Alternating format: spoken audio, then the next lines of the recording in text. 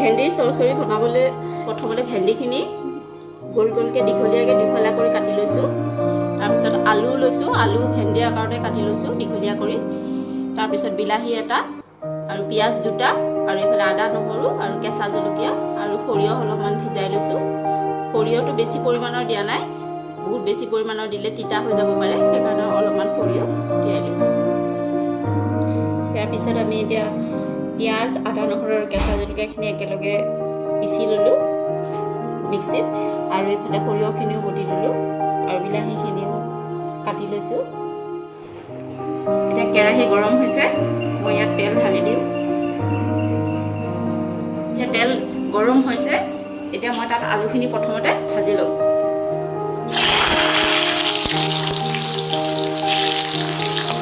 আলুখিনি ফ্ৰাই কৰি লওঁ। নিমখ দিছোঁ, আলু নিমখ দি ফ্ৰাই কৰোঁ।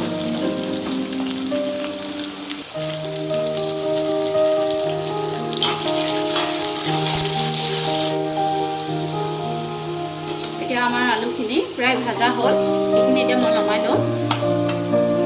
এইখিনি নমাই লৈছোঁ। এইখিনি নমাই লোৱাৰ পিছত এতিয়া সেইখিনি তেলতকৈ মই পিঁয়াজ আদা নহৰু বটাখিনি ঢালি দিম।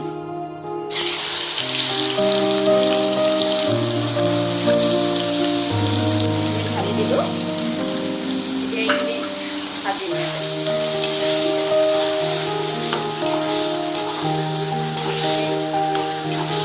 ভাজি যাম অলপ, তেল ওপৰত ভালকৈ ভালকৈ দিম।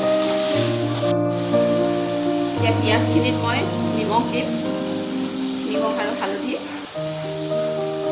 নিমখ আৰু হালধি দিম।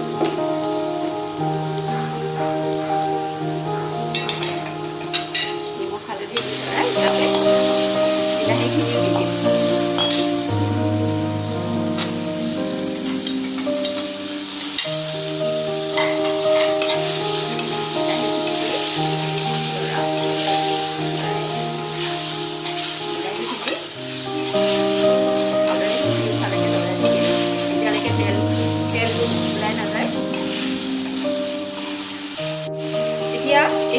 এতিয়া ইয়াৰ ওপৰত মই ভেন্দিখিনি দি দিলোঁ।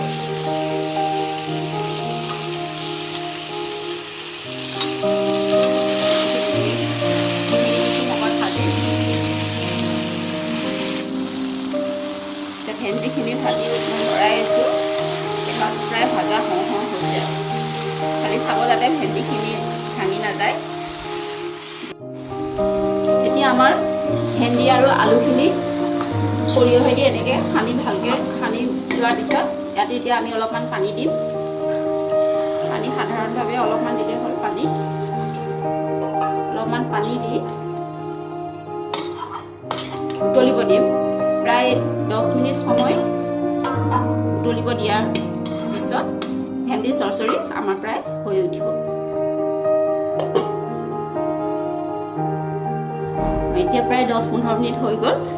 এতিয়া আমাৰ ভেন্দি আৰু আলুৰ চৰচৰিখন প্ৰায় ৰেডি হৈছে। কালাৰটো ভাল হৈছে, তেলখিনি ওপৰলৈ উঠি আহিছে। এতিয়া মই এইখিনি বেলেগ এটা বাচনত ৰাখি লওঁ আৰু চাৰ্ভ কৰিব আমাৰ ৰেডি হৈছে। বেলেগ এটা বাচনত ৰাখি লৈছোঁ।